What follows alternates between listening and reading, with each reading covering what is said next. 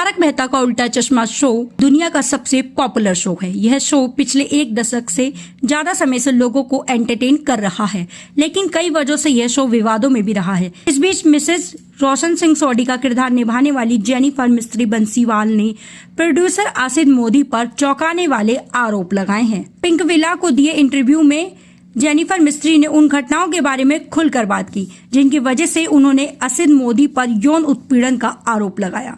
Jennifer ने साल 2018 में शो के ऑपरेशन हेड सोहेल रमानी के साथ हुए अपने विवाद को याद किया। उन्होंने दावा किया कि सोहेल ने उनके साथ फोन पर गाली गलौज की थी। इस घटना से आहत होकर उन्होंने आसिद मोदी से मदद लेने का फैसला किया, लेकिन सपोर्ट मिलने के बजाय आसिद मोदी ने उनके साथ अनुचित व्यवहार किया।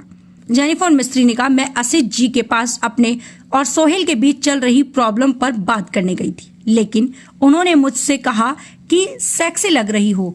जेनिफर ने साल 2022 की एक और घटना का जिक्र किया जब उन्होंने स्विट्जरलैंड जाने के लिए वीजा लेटर की रिक्वेस्ट की थी। फोन पर बातचीत के दौरान वह रोने लगी थी।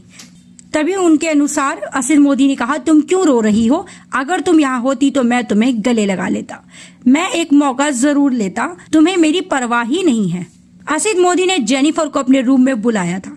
एक्ट्रेस ने साल 2019 में सिंगापुर में शूट के दौरान की हुई घटना का भी खुलासा किया। उन्होंने कहा, 8 मार्च 2019 को हम शूट कर रहे थे।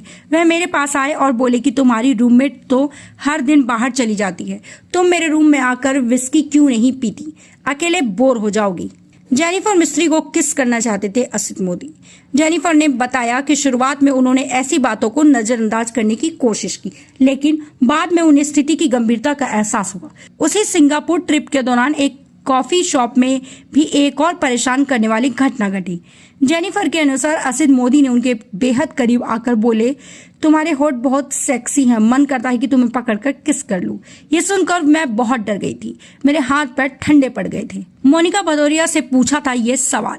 जेनिफर ने आगे दावा किया कि आसिद मोदी ने उनकी को एक्ट्रेस मोनिका भदौरिया से भी गलत तरीके से बात की थी।